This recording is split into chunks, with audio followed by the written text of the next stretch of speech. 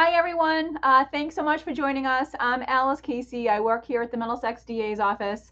Marion is running just a few minutes late, so I'm going to get us started. We have two speakers with us today. We're really excited to have them.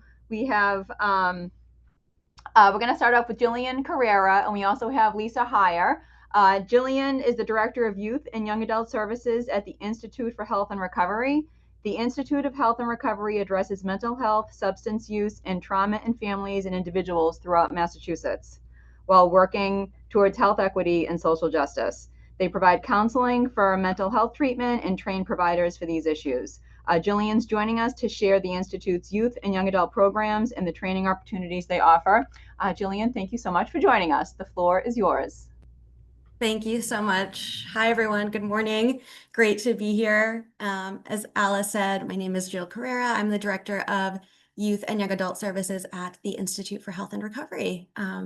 We are headquartered technically now in Watertown, but we have several offices around different regions in the state: Western Mass, South Coast, Lowell.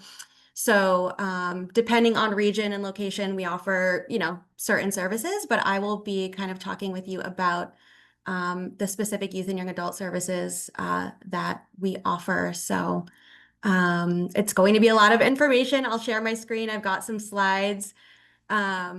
Certainly as I'm speaking, if folks have questions, please feel free to put them in the chat. Happy to kind of take a look as I go, or can kind of answer some questions at the end.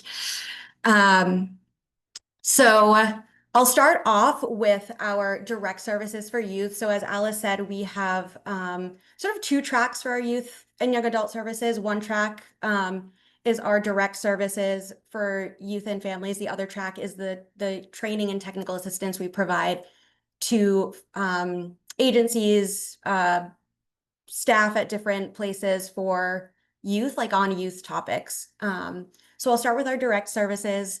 This is just an overview of what we do. I'll kind of get into the specifics. So we have kind of these two foundational community and home-based programs, and then we have some school and community-based programs that I'll sort of get into the specifics about. But first, I'll kind of speak to in-home therapy. So folks may be familiar with in-home therapy. The in-home therapy we provide is sort of one arm of the state's Children's Behavioral Health Initiative continuum of care. So there's a lot of services that fall under that continuum. In-home therapy, or IHT, is one of those services, and that's the one that we provide in the greater Boston area, Boston and surrounding towns. So this service serves youth ages birth to 21 and their families who may need intensive family therapy, wraparound services. It is facilitated by a team, so it'll be a master's level clinician and a therapeutic support specialist who go into the home and really support a family in creating a sense of stabilization, doing intensive family therapy, providing lots of care coordination. So we will do a lot of collaborating with other providers that the family may already have in place, like PCPs or psychiatrists, outpatient therapists, you name it, we will speak with them. Schools, we do a lot of collaborating with. And the model of this service really is family voice and choice, which essentially is just a way to kind of frame how we work with families, which is that whatever a family wants to work on, whatever they identify as being sort of the core challenges and the core strengths of their home, is what we sort of work with and build on. And because it is an intensive service, families do need to meet a certain level of medical necessity to kind of qualify for that service. So that could look like a lot of different things. Generally, we will see families who have a child or children where there's like a high level of acuity. Maybe there's a risk of hospitalization. Maybe a youth is, transitioning back home from a hospitalization or an out of care placement. There may be significant family conflict in the home, physical and verbal aggression, elopement, self-harm behaviors, substance use. We are one of, if not the only provider in the state for IHT who really has that substance use specialty, and all of our IHT clinicians are ACRA certified, which I'll get into in a minute. But So substance use we work frequently with. We collaborate often with DCF and DYS. So if youth have any state agency involvement, that may be another indicator that a family meets medical necessity for this service. IHT used to solely be for mass health, families who had mass health specifically, but that has changed in the last few years, where the state has now required commercial plans like Blue Cross Blue Shield, Cigna, and Aetna to cover sort of intensive or equivalent intensive services. So they may be called something different if it's a commercial insurance, but it effectively is in-home therapy, and the service is very similar. So in terms of insurance, we will accept all mass health plans and some commercial insurance plans as well. And as I mentioned before, we are in the greater Boston area, Boston, surrounding towns, Cambridge, Somerville, Arlington, Watertown, of course, where we're headquartered. So that is our in-home therapy. I'll jump right into our SAFE project. Our SAFE project is just what we call our outpatient level of care for youth who are struggling with substance use and co-occurring mental health needs. The only sort of qualifier outside of age, as you can see, we serve youth and young adults 12 to 24, is that there has to be some substance use behaviors for the youth or young adult for this particular service, though it functions essentially just like your typical outpatient individual therapy. A clinician who is ACRA certified will meet with the youth individually once a week, sometimes twice a week. If there is a need, we generally like to try to kind of hold the boundary of the outpatient level of care.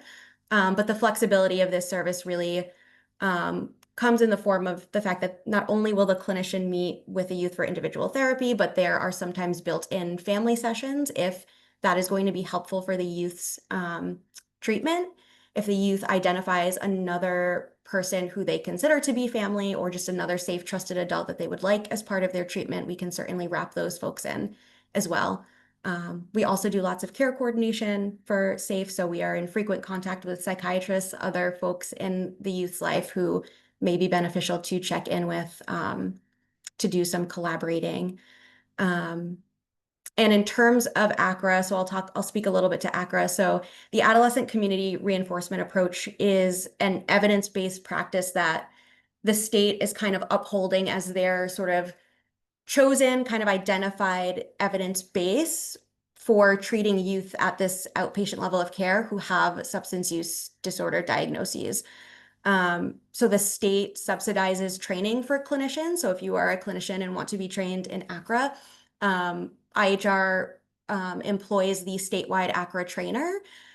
So we also offer those trainings as well in collaboration with the developers of the model.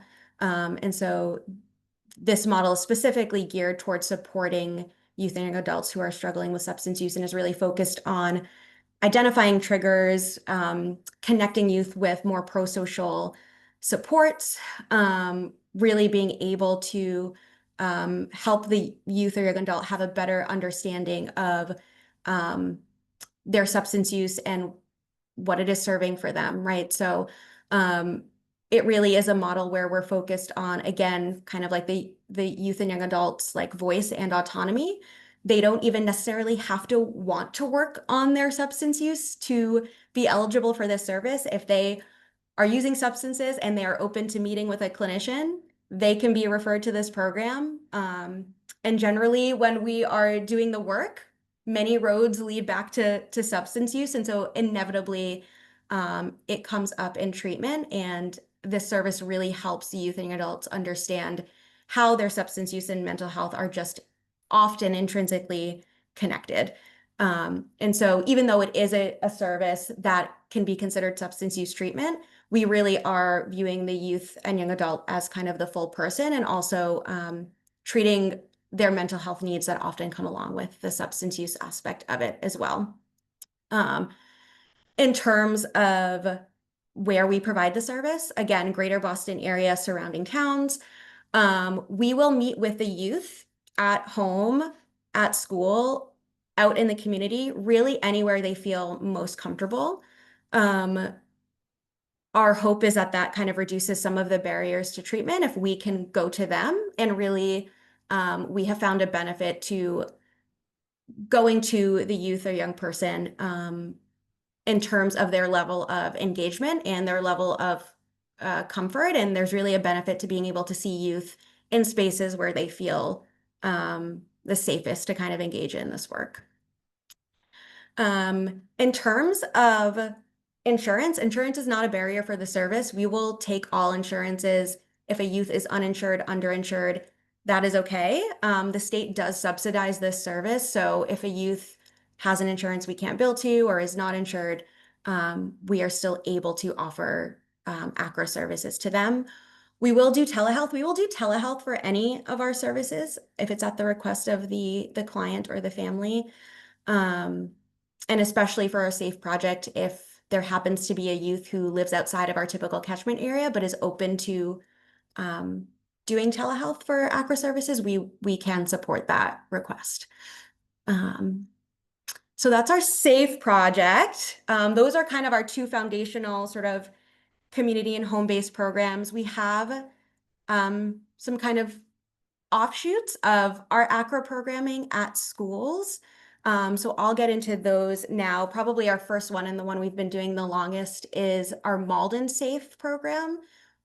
This is a program that we started, I want to say 5 years ago when we were just refunded for another 6 years, or up to 6 years at the high school. It is a BSAS funded grant, Bureau of Substance Addiction funded grant. So we have an ACRA clinician cited at Malden High School along with a peer mentor using the Project AMP model of mentoring, which I'll also explain in a bit. But they are cited at Malden High School. So they spend most, if not every single day there providing services to the youth who are enrolled at Malden High who might be eligible for some of these services. The third track of that is our diversion service we provide at the high school. This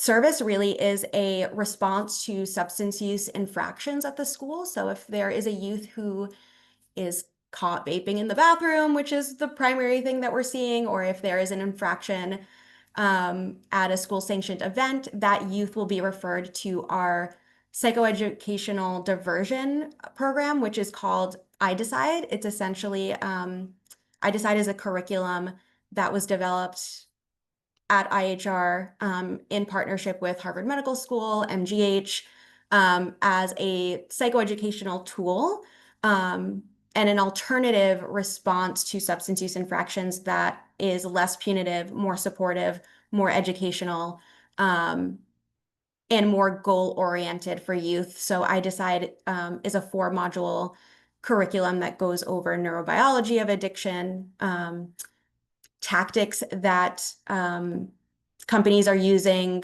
to target youth and their substance use. It goes over reviewing core values and setting up youth to kind of develop some long-term goals for themselves. So really this is meant to be the more supportive alternative to substance use behaviors in school settings versus something like a suspension or a detention or something like that. So we facilitate that curriculum at Malden High directly. We also have another Malden program at the Salem Wood School, which is one of the elementary and middle schools in Malden. It's called Malden TIP. This is more of a prevention, earlier intervention program. So it is specifically for youth in grades 4 through 8 who may be demonstrating some risk behaviors. Maybe they're already using substances, but any youth who could benefit from meeting consistently with a mentor in a school setting, outside of school. Either way, they'll do some psychoeducation, they do skill building, they support families in getting them connected with resources. We make referrals if a higher level of care is sort of warranted or needed. And the mentors will also facilitate some events outside of school and during the summer, which probably another thing to note is that even though these programs are sort of connected to schools, we offer the services year round. So during the summer or any vacations when school is out, The youth who are enrolled in these programs still, of course, have access to us, and we continue to meet with them for sessions and whatever else it is we're doing with them. And insurance again, not especially for this program. This is not an insurance-based program. And then for the services at Malden High, for ACRA, we may bill to insurance, but again, if the youth is uninsured, underinsured, does not matter. You still get access to the service. Our Yes project, I will not spend too much time on. It's basically just a replication of what we're doing at Malden, except it's out in Worcester County, and that's probably our newest youth program. We're going into our third year of it right now. So an ACRA clinician is based out in Worcester County. A Project AMP mentor is based out in Worcester County, and they also facilitate the I Decide program out there for any school who is seeking these services. So the only difference for this program is that they are not connected to one school, but they will go into schools who have a need for these kinds of services and see youth in school settings as well. A little bit about Project AMP, because we have Project AMP mentors at Malden High and out in Worcester County, but we also have a Project AMP mentor in Boston, serving the Boston area and spending some time at Compass School in Dorchester. Project AMP is a specific kind of it's a manualized curriculum. It is a 4 to 6 session, like brief intervention. So a youth will work with a mentor on skill building, goal setting, really starting to engage them in conversations around their substance use, around their mental health, think through some coping strategies. And really what we have seen in practice is that this mentorship program is a really great way for youth to engage in a consistent form of support when they might not be ready for formal treatment or therapy. And we have a lot of youth who will opt to maybe meet with a Project AMP mentor. They'll go through that process and then realize like, hey, this was really helpful. There were parts of this that I would like to continue. And then they become more open to maybe transitioning to something like ACRA, where they could engage with more formal treatment because they've had a really positive experience with a Project AMP mentor. So we've had a lot of success with Project AMP, and our young folks is kind of being that initial sort of experience in really starting to talk about some of their challenges with mental health, with family stuff, and with substance use. So those are our clinical services. I think if it's okay, I can jump right into the training and technical assistance stuff, and that's probably the quickest I can run through. And then if folks have some questions, I can jump into those after. So the other part of our services for youth or youth serving agencies is our training and technical assistance. So this, our drug awareness, or I don't know, maybe some folks know it as Q2 because of the question that was on the ballot years ago, but we have a staff person here, Jenny Whitaker, who is our youth drug awareness coordinator, and she provides the drug awareness class for any youth or young adult who is issued a formal civil citation for marijuana possession or cultivation in the state.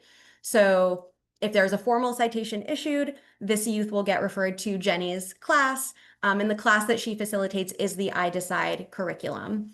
So it is that kind of 4-module class I was explaining before. And this service is not only open to youth and young adults who may receive this formal citation, it is also available for youth. Maybe you know some youth in your life who could benefit from this kind of class. So they don't necessarily have to be issued a formal citation, but if there's interest, then that young person can be referred to the drug awareness course. So this is a little bit about what I Decide is, kind of what I was mentioning before about the different modules. And as I mentioned, Jenny Winokur is the person who facilitates this course for the state. So it's one piece of the training we do. We have a whole other section of services that are really focused on training and technical assistance, consultation. our trainers will go into youth serving agencies, agencies that are connected to the Office of Youth and Young Adult Services, Continuum of Care, BSAS funded agencies to provide trainings on youth specific topics, substance use, trauma, mental health. They'll do case consultations and crisis response support for staff at agencies. So if there's an incident that happens at a youth serving agency and staff may benefit from some trauma informed debriefing, our staff will provide that as well. And the newest addition we have is our training and technical assistance team developed a toolkit for agencies who are serving youth and young adults impacted by substance use, which is accessible on our website. These are some of the trainings we offer: trends in substance use, trauma-informed care, enhancing professional boundaries is a big one, especially working with youth. So our staff train on that topic as well. This is how you can access our toolkit, which, by the way, these slides can be sent out. So all of these links will be available to you and contact information. But as I mentioned, this is probably our newest addition. It is free to access on our website, and it really is just kind of a toolkit or a set of guidelines on how to kind of engage youth who are really struggling with their substance use and really in trauma-informed, caring, youth-centered ways. These are some of the agencies we provide trainings to. Generally, it is BSAS or OYAS involved agencies. However, if there is an agency that is not funded by BSAS that has a training or technical assistance need, Jordana is our youth training supervisor. She is the best person to contact about training inquiries, and we're always, offering trainings to agencies who really feel like there's a need there, especially around youth work. We do have trainings that are ongoing, that are live trainings. Those can be accessed at these links. We also have a set of live trainings, asynchronous trainings on our website for anybody to access as well that are focused on youth services. And that was a lot of information, but I think that is everything. This is our contact information. Like I said, these slides can be sent out, so folks will have access to all of the links and contact info there. That's it. That was a lot of information. So if folks have questions, we do a lot of different things. I'm happy to answer anything. That was great. Thank you so much. You're welcome. I'm going to start with the question that was in the chat. Does the Sure. iDecide program provide or integrate any direct human interaction, or is it strictly online? That's a great question. Yes. So when we facilitate iDecide, let's say at Malden High or out in Worcester County, that is actually in person. So depending on how many youth are referred, we're facilitating it sort of on a rolling basis. So youth will get referred to iDecide, and it will be sort of in a group setting, and we do that face to face. Jenny's class, I believe, is virtual because there can be youth from all over the state theoretically referred to that course. So that is done sort of like live, but virtually. And there are sort of like these integrative pieces to it where there's homework for youth to do, goal building, depending on how the class is facilitated in between modules. So, That's great. Thank you. yeah. There's another request in the chat. Can you add the link for the toolkit in the chat? Absolutely. Yeah, definitely can do that. Looking for other questions. I have a couple, but I don't want to cut anybody off. I'll just give it a second. Okay, I'll jump into my questions then. Sure. So we obviously here at the DA's office have a lot of court-involved youth. So if we have a juvenile or a young adult who is in need of services, do you take those folks? Absolutely. I think we have several youth right now who are in DYS programming or who are in some type of placement. So yes, absolutely. And depending on where they are or how they're able to access services, we could see them and what they're able to do, we could see them in person or virtually. And what's the turnaround time? Because sometimes cases come to us, whether it's the suspect or the victim who's in crisis. And, sometimes our requests based on, bail or conditions, like it's helpful to know that if someone's in need of some sort of help, that they're going to get it sooner rather than later. So what's your Mhm. turnaround time? Yeah. Um, right now, we have a very short wait list. For our in-home therapy services, we have almost no wait list, which generally is unheard of. For our safe project services, maybe it's a month. That can fluctuate based on our wait list. But what we also try to do is triage appropriately. So if there is a youth where the acuity is pretty high, or there's some concern um, for behaviors, or concern, significant concern around substance use, we will prioritize based on urgency. And so we've had a lot of folks from DYS reach out to us and say, hey, like, here's the situation. Um, how soon do you think you could get a clinician connected with this person? And we will work with folks on that level, like on a case by case basis, to see what we can do. So we always try to accommodate urgency as best we can. And if it's urgent, what number should we call? Just the main number? Yes. Yep. You can call our main number. Um, you can explain to the intake person kind of the situation, and they likely will send you to me or another um, person on our youth staff. But usually, folks will reach out directly to me if they've got someone in mind and they're not quite sure what our availability is. But yeah, folks can always reach out to me to kind of talk through some of those like specific cases. Okay, thank you. And then this might be more anecdotal from your perspective, but when you were talking about the different programming, you mentioned the catchment for one of the programs of fourth grade to eighth grade. So Mhm. are you seeing a lot of fourth graders? So, interestingly, that Malden Tip program, we started that just after the programming we started at Malden High. So we've been in Salem Wood, or had already been there for like the last 4 years, and we were just reawarded funds for that grant again to stay at Salem Wood. And initially, when we started that programming, it was fifth to eighth graders. For this new contract, they lowered the age range to fourth to eighth graders. And I think what we are seeing is an increase in risk behaviors, I would say younger and younger across the board. Thank And you. I think, yeah, I think that was part of Yeah. the state's justification for kind of lowering that age range. Okay. Do we have any other questions? Just want to scroll through to make sure I'm not missing anything. Looks like we're good. Thank you so, so much. That was You're really, so welcome. Absolutely.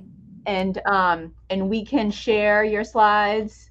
Do you want to Yes. do you want to put them in the chat or send them to Emily Rogers and she can send them out? Yeah, I can send them, I can email them to Emily, and she can absolutely email them out. Yeah. Wonderful. Great. Thank Uh, you. Excellent. All right. So now we're moving on to Lisa Heyer. Lisa, thank you so much for joining us. Um, Lisa is the Director of Public Health for the City of Newton, and she's going to talk to us about the efforts that Newton makes in terms of substance use prevention and naloxone boxes. So, hi, Lisa. Thank you. Hi, everyone. Hope everyone's doing well. Let me just share my screen. So we'll talk about, like Alice said, our Nalox box program and sort of the rollout. It's been almost a year, maybe now, that we've had this. So we're just sort of getting into the phase of reflecting on the past year and like thinking about next steps. So we'll take a journey back through this. So with the opioid funds, settlement funds, when those came about, Newton established our Coalition for Community Wellness, which, we've been working on expanding and partnering with, community partners, different departments, police, fire, things like that, to sort of help better address substance use outreach, care prevention within the city. So the goal with this specific program was to make naloxone more widely available, make it something that people are used to seeing, talking about, that sort of thing. We hadn't really seen much of it, and that was when this came about. It was really just starting to, I think, get in the forefront of maybe the average person would have an idea and a concept of it. But that being said, we really wanted to make it something that was not only accessible, but just something that people see. And so, to help education from that standpoint. So we decided in 2024 that we were going to use some of these opioid settlement funds to purchase a volume of these Nalox box kits. So these, if people aren't familiar, are opioid overdose rescue kits. They're typically wall mounted. They contain not only naloxone, but I think the overt marketing seems to be more of like, again, a rescue kit, but we'll get into some of the harm reduction value that this brings. So there's not only naloxone, but there is a breathing barrier mask and sort of tear off instructions sheets for how to recognize opioid overdoses, how to respond, things like that. So we started with the goal of having these sort of installed in at least some buildings by the fall of last year. So let me go back. So we had heard through the MHOA that they had a partnership with this company that made SAM boxes, which is the generic name. We had changed it sort of in our marketing and verbiage to Nalox box just to make it, I think, a little bit more obvious for those who are familiar with the term naloxone of what it was. So MHOA, with this partnership, which I believe is still available on their website, had a reduced cost. So it ended up costing about $260 plus shipping per box. And we had done some initial research thinking about, how many we might want, volume like that. And so we ended up purchasing 90 of them. So that came out to around 24 grand or so with shipping. But we figured that was at least a good start, trying, just the goal to get these 90 boxes out over the course of a year and really sort of make a good campaign in the city and with partners on naloxone. So with this inception, and let me just sort of give you sort of how our department works. So for Health and Human Services, we have like my division, which is the public health division, which includes, the nursing side. We have a programs coordinator. We also have our human services division, which formerly was our director was Jenna Bancroft, who's now in Watertown. Now we have the lovely Amanda Downing, who just joined us. I think this is her second week. But anyway, so that partnership between the two divisions, having people with that human services side, social sort of barrier side, and sort of the public health, I think, was a really good partnership that we already had set out. So we really tried to make sure that in our department, it was many divisions that were sort of getting their hands in this, because we wanted to be able to use all of our resources for considerations for sort of the lift it would take to get this going. So our initial plan was to start with city-owned buildings, expand that within city-owned buildings, and then move on to partner-based organizations, especially thinking about ones that might have higher needs, more vulnerable populations, privately owned buildings, things like that. So when we were sort of coming up with our initial list of where to go through, we started with city-owned buildings, because we knew we had control over those. And, fortunately, our mayor and administration and the city staff in general has always been very, very supportive of these efforts that we make. So we figured that was an easy intro to this. We identified City Hall and our public library, which our public library is one of the busiest in the state. So we figured between the two, that's a lot of good foot traffic. They're within very close proximity. So we figured we would start there. Come up with a list of other city buildings that we specifically wanted to go to, and then also sort of have an idea again of some obvious partnerships, but also trying to take time to think of non-obvious partnerships, places that have high foot traffic, diverse populations that we hadn't historically been as good at reaching, things like that.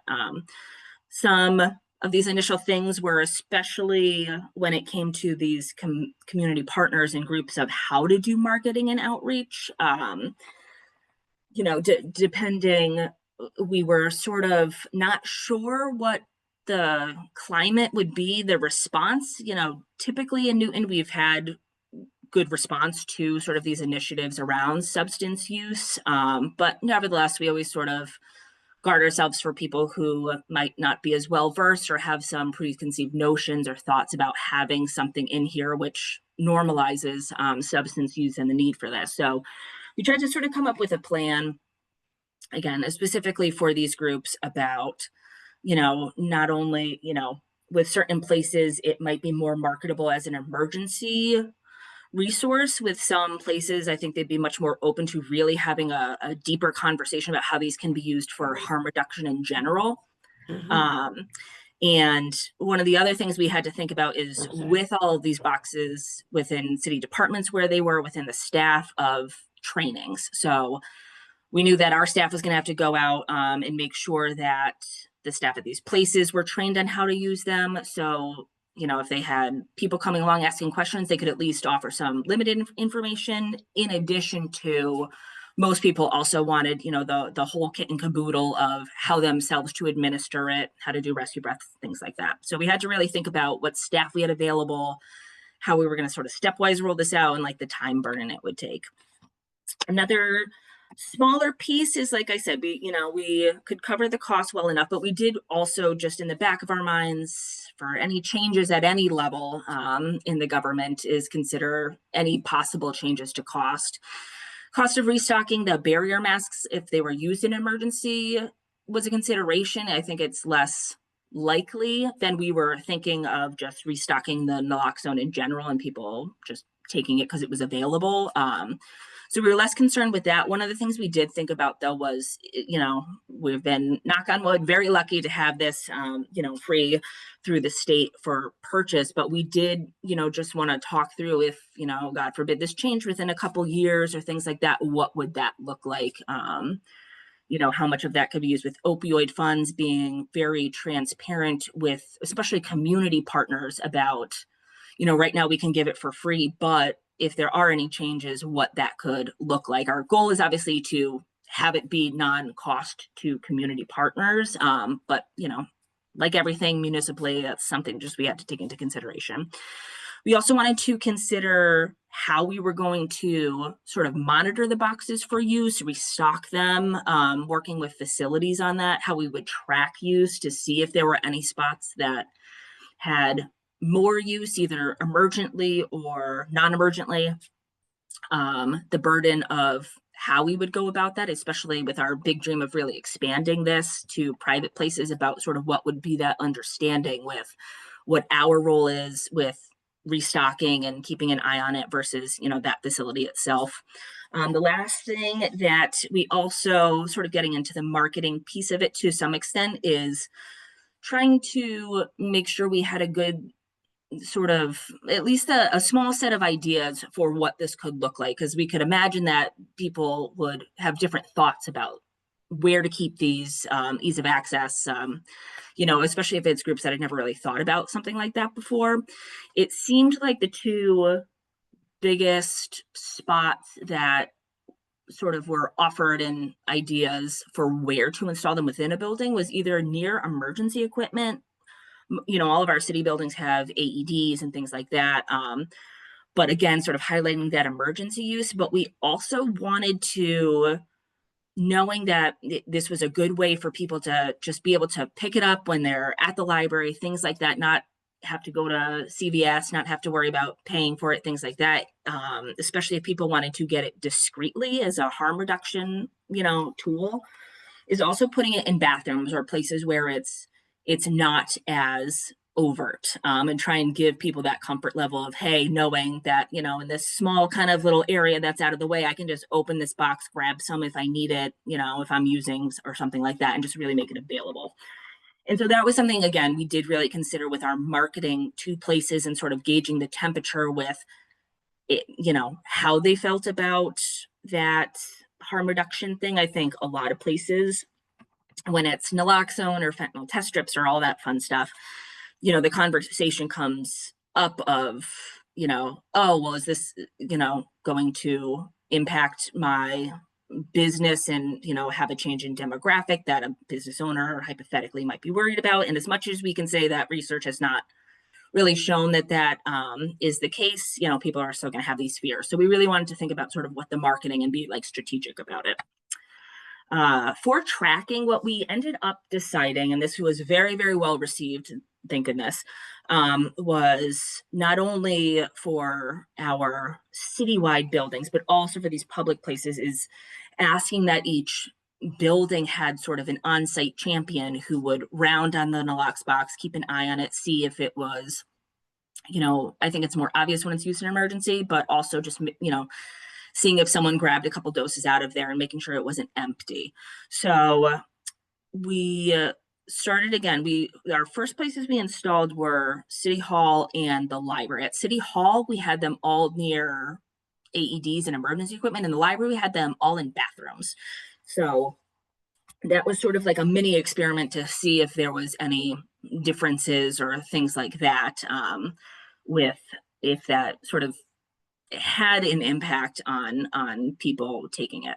So with this champion, you know, we tried to make it as simple as possible. We were like, you know, most likely rounding, maybe monthly, depending, but also being transparent that if this is a place and that has a lot of use and uptake, that it might be rounding weekly. People were very, very open to that, which is wonderful. One of the big concerns people had was monitoring expiration dates.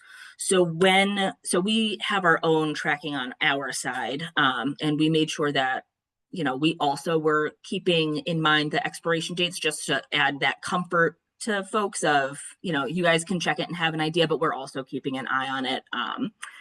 So everyone had accepted the ideas of self-monitoring. If anyone's thinking about this, some of our alternate ideas, if that didn't work and this would be too much of a volume burden, was asking either the Medical Reserve Corps or EMS to assist, especially for places that it would more likely be just a once a month head out there visit. Our EMS was absolutely open to it, loved the idea. We hadn't reached out to the MRC knowing that our EMS would entertain that idea, but the MRC also, you know, said that that would be something as a tool for, you know, saving us a little bit of trouble of just having someone come out and sort of round on these sites and things like that. So when we were thinking about how to put them up, one of the things that came up was, you know, the boxes were great. I don't want to knock them, but we did make some changes just that either helped us with tracking or we just felt sort of added to the box, if you will. So again, like I said, we called it, you know, just in our marketing, the locks box instead of the sandbox when we were getting it out to the public. We gave each box a number. That way people could just, you know, sometimes people don't always know where exactly they are. So they could just say, you know, box 3 is down to 2 doses, things like that. We taped on the front of each box a QR code. So that linked not only to refill requests, that way that champion or even a layperson could just scan it, send us it. We did it through SurveyMonkey, a refill request saying that either this needed, you know, a certain amount of doses or it needed a new barrier device because it was used, things like that. But we also had it go to substance use resources and to our website. That way they could, if folks had questions, they could see it in that sort of website discreet manner, but also obviously letting them know that they can reach out to us and work with sort of our resource navigators if people needed help sort of getting connected to resources in a more one-on-one approach. We labeled the breathing barrier. If you can see in this picture, it's sort of like this red heart thing and didn't like overtly say what it was. We decided that just making it extra obvious to folks. So, and I was in Needham yesterday and they actually had these up and did the same thing. So just if anyone's doing that, that might be just a little helpful nod, because I always say that when people are panicking, they might not read that small text on the front and know what to grab from the kit. The last modification we decided to do was to, instead of using or storing it with the boxes that have the 2 doses, those big pink, you know, pink and white boxes, is we actually took the doses out of the box and separated them out. I don't know if you can really see in that picture. more loosely, our thought with that and sort of the pros and cons is, if you're responding to an opioid overdose, the good thing about the box is it comes with 2, which is what you're going to want to have on you in general. We decided that to sort of promote discretion, make it obvious to people of what they're grabbing. They would see the spray, which is, a more sight trigger, if you will, than to someone who might not speak the language or necessarily know what they're looking for. It would be more obvious of what that was. But again, also just to honestly make it a little bit more discreet. If someone's in the bathroom, they don't have this big box that they're carrying out, which can be a little bit awkward. They can just sort of pull, 1 or 2 or all of those doses out of there, put them in their pocket, put them in their purse, just for that reason. So we started with city-owned buildings. We did manage to start in August of last year. We, again, like I said, we started with City Hall and the library. Library was all bathrooms. City Hall was all by the AEDs. We sent out notices to staff, which is kind of what I have here. We made up little blurbs.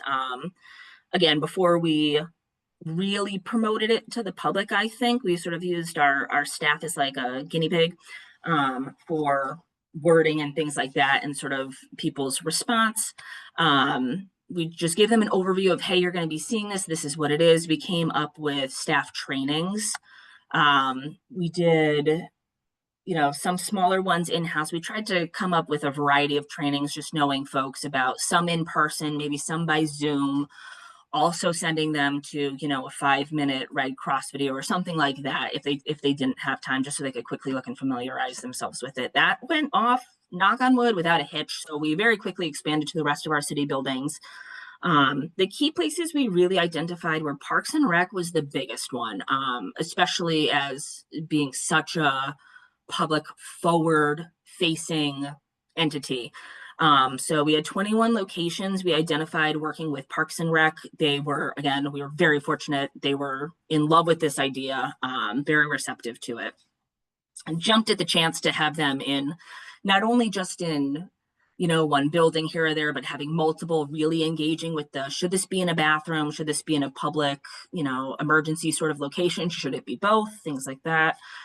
So again, key places were community centers. We did it at our Crystal Lake, our lake, the bathhouse, where there's a lot of people over the summer going, our pool, field houses, near very popular areas. So we also did fire stations, police stations, and DPW was the other place. We did some smaller one-offs, but those were sort of the bigger heavy hitting ones. I will say with police, we did, briefly we had these boxes, so we just wanted to try everything. We were interested to see if being in a police department would change people's ability, thoughts on opening it up and taking it out and things like that as a harm reduction method instead of just the emergency use, since I could see that some people might be hesitant to do that if they are actively using or things like that. But we have had people use them and pull them out of there, so that's actually been surprisingly nice. For the other places too, something that was particularly interesting was gauging different sort of departments' responses for this. We definitely have departments that are like us, where they're much more actively in, this world of thinking about substance use and stuff like that. And then we have places that come at it like from a law enforcement perspective, oftentimes.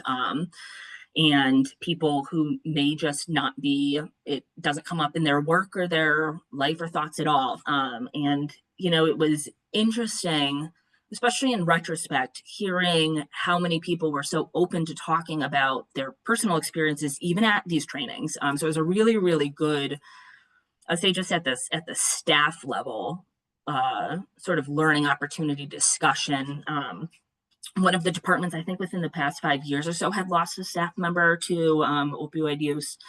So they were very, very receptive, wanted to do multiple trainings. They really lent a lot of good insight to, what that looks like and, sort of helping disseminate the support for this and the importance of this. So that was really nice.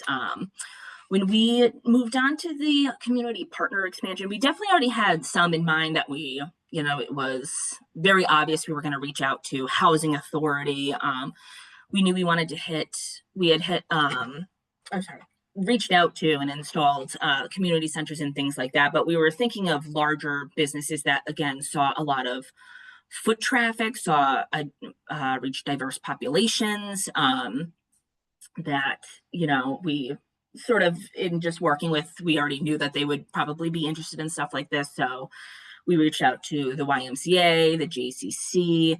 We reached out to some of our, again, community partners like the Housing Authority, some other similar groups that deal with sort of folks that have barriers is where we prioritize starting. And then we sort of moved on to thinking about, you know, some less, you know, maybe less obvious places that would, you know, either be more likely to have, if there was any correlation with a location with having a higher incidence of like overdose issues or things like that, or reports. We do meet with EMS monthly and go through some locations and stuff like that. So we were trying to like really be creative and really just get this out to the public, get it in really public, obvious places where people would just go shopping and things like that. So it's just seen, it's out there. It's not, you know, just when they're coming to City Hall, just when they're coming to the health department, things like that. One of the biggest things that we really had to remind people of, and again, we were very lucky, people were very receptive to this and very supportive of this whole concept, was it being used as a harm reduction piece. But we really wanted to make sure that we were letting places know that, hey, if you see someone and they come and open the box and take something out, that's a good thing. Like, that's what we want. Encourage people to do that. If people are asking about it and you show them, offer to let them have some, since I think sometimes that's not always as intuitive for some folks to do. And we also, again, just did talk with them about having that champion. It didn't seem like it would be a huge lift, but we did sort of just remind them of sort of what our expectations were and things like that. So the past year overall, again, extremely positive, like pleasantly positive. We got unsolicited outreach. This wasn't even just when we were doing trainings. We would have people email us, and the library had especially said the same thing of, you know, they would have people just come up to them and be like, hey, I saw this. I think this is wonderful. This is great. That was a good avenue. And we encouraged community partners to do this when, if they had, you know, folks who were interested in maybe getting one of their own, because sometimes people are like, hey, I, you know, run this gym, or I work at this location. We feel like this would be a good, you know, thing to offer for our employees, stuff like that. So we did encourage that if our community partners, especially businesses, did get questions about it, that they would, you know, encourage people to reach out to us, because we do have some extra boxes and things like that. And we did get a couple of places through that avenue. So I think it was really good to point that out to folks of, hey, spread the word. This is not, you know, this is something, if we need to buy more, we absolutely will. So far, through just the boxes alone, we've had 50 doses, primarily refilled at 3 locations. The library is by far the most. And that is the one where they're all in the bathroom. So I really do think that, you know, I know that the library has, like I said, a wide amount of foot traffic in general as a location. But nevertheless, that really has been amazing with the amount of times we've had to, you know, they've come over, and they're wonderful about it. They just pop over and grab some. We've had some refills at LaSalle College. And like I said, even the police station, we've had people refill there. We have given, I think, about 22 trainings overall. 9 were for city staff, 13 were for community groups. Good attendance, 167 people. I think that might have just been the community numbers. But at these trainings, we also brought naloxone with us and gave out an additional 260 doses, which we were expecting some people might want some, but that volume in general, we were actually very pleasantly surprised with.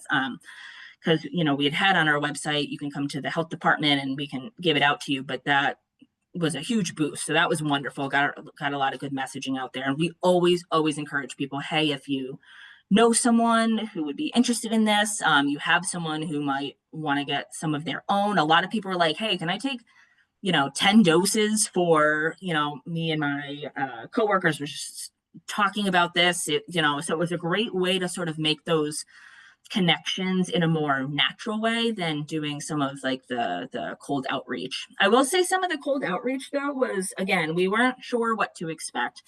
We were trying all sorts of places. We tried banks. We reached out to some banks, especially banks that were big community partners anyway. I haven't heard back yet. We've been trying to see, and this might be sort of a logistical hang up with this state about, we do have on the highway, like a rest area with like a McDonald's and all that stuff. That has always been one of our goals to get it in there. It's been, I think, challenging to maybe find the right person to connect to get them in there, but that has, when we were thinking about foot traffic, diverse populations, that was always the biggest ones. We're like, if we can get those in a bathroom there, that would be, amazing. So still working on that. And some of the challenges we reached, very, very small amount, I will say. There were some places that did have some hesitation, like I said. There were quite a few places where, the conversation started off of, oh, it's wonderful you're doing this, but I don't think this is applicable to, the people who visit my place or things like that.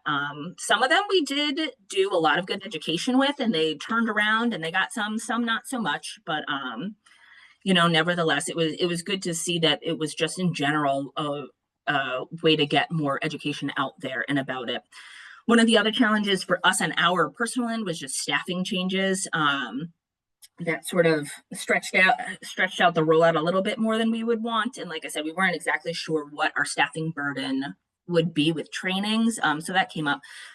The other big one, which this is actually fingers crossed might have changed this year, where our schools are just looking into it, is we initially were planning on installing them in every single public school. So the school nurses have them, but we wanted again to make it available for anyone on the wall in an emergency resource. So we did find out from the state that previously that was not necessarily, there was some red tape around that we couldn't do that. But our school health director just this past week had reached out again. Apparently there was an amendment to that clause specifically around naloxone in schools and things like that. So fingers crossed. We're really hoping that sort of that red tape that initially was there when we had started this has been removed. That's what it's looking like. So going forward, that's sort of what we are hoping to see, because I think the schools are a really good one we would like to get them into. Staff has been very interested in getting it there for them and their populations. So that being said, like I said, it's been a wonderful program. I'm excited sort of about looking onto that like third tier. I think we are out of the 90, I think we are down to like 10 boxes, many of which are like accounted for. So we're in the home stretch. We hopefully will be buying more and seeing if there's more people interested. Other than that, that's, I think, the overview. If anyone has any questions or thoughts, and as always, we are idea people. So if people have gone through this and had their own things they've learned or places they've reached out to that we haven't thought of, we would love to know it. Lisa, thank you. This is great information. I'm happy to see that, Newton Wellesley's been a great partner with us. So it's good to see it out in Newton. Two places, we track where these things happen. So two of the businesses we're always pushing are funeral homes, because people often come, especially if the person might have succumbed to an overdose. And their friends come. There's a lot of upset. We have furnished that to a lot of funeral homes. And also a place where we just see things happen a lot are the ATM vestibules. Okay. Yeah. So, and those are places that unfortunately somebody goes into that vestibule, especially on a weekend or something. Right. They're alone there until the next person comes to use that. So those are just things you might want to think about. Yeah. And we are happy as always, and this of course goes for everyone, to continue providing Narcan if people need more. So don't ever not do it because you don't have enough, because we will do it. Okay, awesome. That, Thank you. and Yeah. as well as the fentanyl and the xylazine test strips. We have lots. We're happy to provide all of that. Yes, we're actually very excited. I don't know if I told Amanda this, but we just got our first sort of round of, or maybe I did tell you, just got our first round of fentanyl test strips. So that's sort of the next thing on our docket to really roll out. So I think we're making strides, but we're getting there. So thank you. This is great. Yeah, of course. It's good to see you, Amanda. And thanks to Jill too. I didn't have a chance to see Jill from speaking earlier. Anybody else have questions, comments for Lisa? No? Okay, great. All right. Good morning, everybody. I am sorry that I am a little behind this morning. We were at an event that ran a little bit long, but I'm joined this morning by Andy Shin, who is the Chief Strategy Officer at Mass General Brigham. Andy and I are actually in a program, a civic action program, where we pair people in government and people in private industry to help think about ways to tackle problems, learn what challenges are on the other side. So today's Andy's day to be shadowing me. So I'm happy to have him here with us. And I've told him a little bit about how this program really began in the hospitals. So I want to start, as we do every month, by talking a little bit about where we are with numbers. And I say again, as I always do, we literally could not do this work without everybody who have been such devoted members of this task force. But we have, and I never like to get ahead of ourselves, but we are now essentially 3/4 of the way through the year. And for the very first time, we are significantly below 100 in terms of fatal opioid overdoses that we've responded to across the county. That, we think always in terms of measuring about numbers, never forgetting that we are talking about people and people's lives, and using the very conservative number that if you think about every number we're talking about, that death impacted 10 people, which is an incredibly conservative number. Every time we are able to drive that number down, we know we're affecting a huge number of people. So where we are right now is, again, a 32% decrease month over month. But to be in a place now with that kind of a number so far into the year is something that even 5 or 7 years ago was really just seemed unattainable, because the numbers were changing so significantly in the wrong direction. What I am even more encouraged about, and I know it is some of the work we have done here in the presentations we've been focused on, is we also look at those deaths by suicide that involve opioids. And as I know I've explained many times, we use a very high bar. So we clearly do not count some of those. I mean, we only will rule something a death by suicide with opioids if there's a note, if there are clear statements, those kinds of things. And just this year, we've reduced that number by almost 2/3. And especially since those tend to be significantly younger people, that really shows the value of both the safe use and also the education and prevention that we've been doing. I'm particularly interested, in what Lisa talked about today in terms of the Narcan, because what we are seeing now is that in over 40% of the times that our first responders go out, so almost half of the time our first responders are going out to an overdose, fatal or non-fatal, somebody, a civilian or a family member, has already used Narcan. So that is a very significant increase. It speaks to what Lisa was talking about, the real change about this is just something that we all ought to know about, like knowing CPR or knowing how to use some of the heart devices. And it also is speaking to people being able to get Narcan more. And I continue, and we'll put the numbers in the chat. Again, we do also have that piece of legislation that would create, that we filed a couple of years ago, to create the trust fund for anyone who might have cause to have to pay for Narcan now.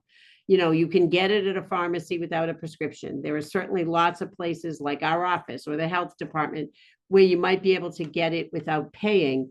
But if you want to get it in some other places, for instance, at a pharmacy, depending on your health plan, you might be paying in some cases, a significant amount to get that Narcan. And we did have a number of instances where people use the Narcan in their family or with friends, and maybe were not in a position to make that copay to get it replaced. And, you know, maybe they had to wait till the next month or something to be able to do that. And in the meantime, tragedy struck. So we don't want that happening. The legislation I filed is modeled on what New York has.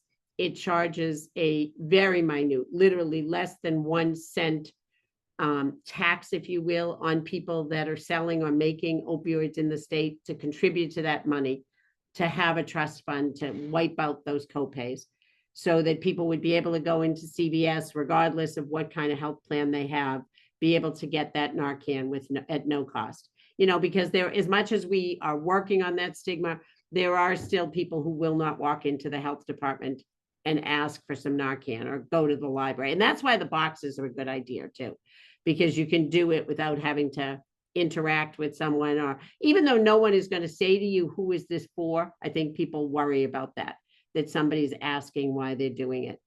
I also want to mention last week, Marlborough, town of Marlborough became the 5th city or municipality in Massachusetts to ban kratom. And they are the 3 of those, actually 4 now with Marlborough, are in Middlesex County.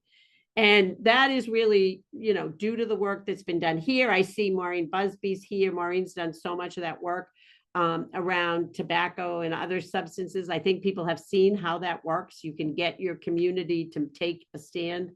And kratom, you know, that's an incredibly harmful substance. And the public health officials across our county as well have joined with us. They've been creating the blueprints and best practices. And there is a bill now. And remember, I always say, if there are bills that we are interested in, members of the legislature will tell you the magic number to get them interested, to pull that bill from obscurity, is getting 6 calls, letters, emails from constituents. That's, you know, they have hundreds and hundreds of bills. If you want them to focus on it, if they get 6 people talking to them about the same bill, that is a bill that's going to get pulled out and sent to a staffer for them to work on. So it is Senate Bill 1558, and we'll send that around as well. But that is a bill that would ban the sale of kratom across Massachusetts. And that would avoid us having to go town to town doing that. Another bill that I want to call to your attention, which many of you who are longtime members of the task force will remember, we had the very first, I think, discussion about this. And as I always think is a great thing about the innovation in the work that we've done here, it was fueled by a couple of students at Harvard. This was several years ago. They had noticed traveling out of Harvard Square, in and out of Harvard Square on the T, that there were a number of people using and overdosing. And they had begun a program to actually get Narcan boxes or installations in the T. That program that they started, they were successful in Cambridge, but that program has now become a bill, and that is Senate Bill 2398. And that would require the MBTA to have Narcan in all subway stations in ways that people could easily ask. And it is not right now, as I said, because of those Harvard students who came to talk to us about that, it is only on the red line stops, because they got it on the train into Harvard Square. So the importance of having that, as I mentioned, when we know 40% of the time, what is often saving people is a civilian or a family member doing that, is really important. We are across the county right now in the process of requesting, wherever they're located, if somebody has an AED, wherever it is, in a doctor's office, at a school, whatever, we're asking them to let us put a box of Narcan in that case. So if somebody runs, somebody's collapsed, the odds are that it's either a heart attack or it's an overdose. So they would have both things right there. And we're happy to do the replenishing of that. So if you've got folks in your town that have those, even on private property, you know, a private medical office building or something, we will do that. And finally, I want to talk about something on a national level, which is actually good and exciting. So that's a new piece. You might have seen that the MacArthur Foundation awarded one of its Genius grants to a researcher at the University of North Carolina at Chapel Hill, and that's Nabram Dasgupta.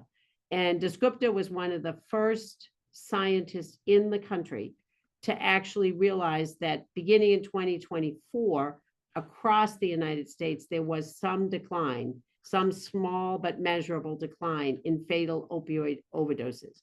And he, in addition to his research, runs a drug checking lab and an organization that is called the Remedy Alliance. And their primary function is just getting huge amounts of Narcan out into the public.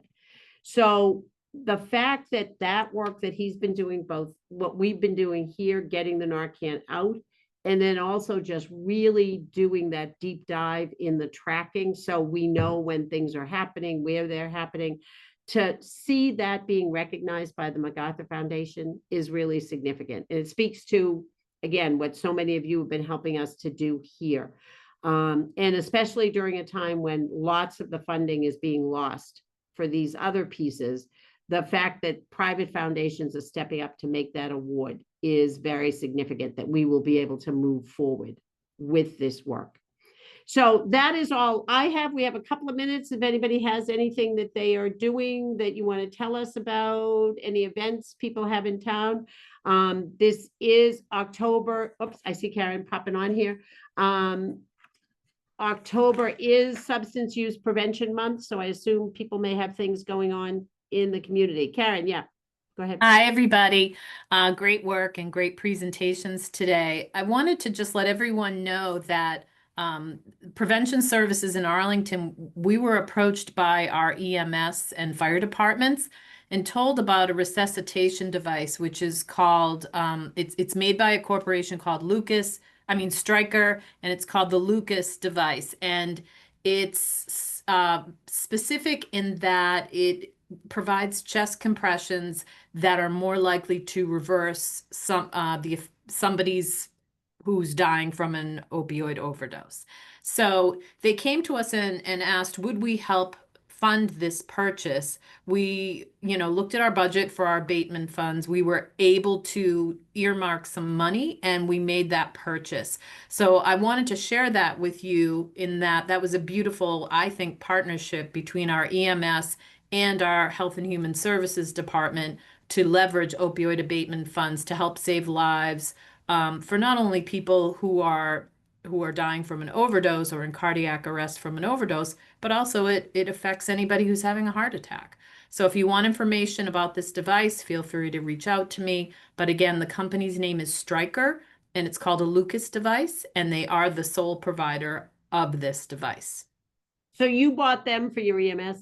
I bought one they're 17,000 and some change. So we were able to purchase one, but based on data that we'll collect about how they're utilized, we may examine this and purchase another one for one of our other fire departments. Will you send me that information and I'll get that out to our chiefs and get people talking about that as they're looking towards their budget projections? Yeah, I'd be happy to. Yeah, just email me that. I'll get it out there. All right. Thank you. Anybody else?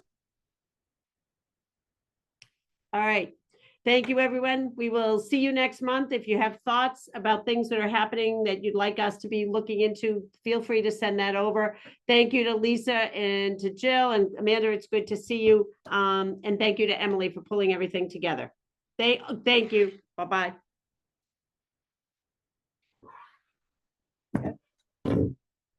Sorry you didn't see that whole thing, but Newton's doing a great job. They're doing it.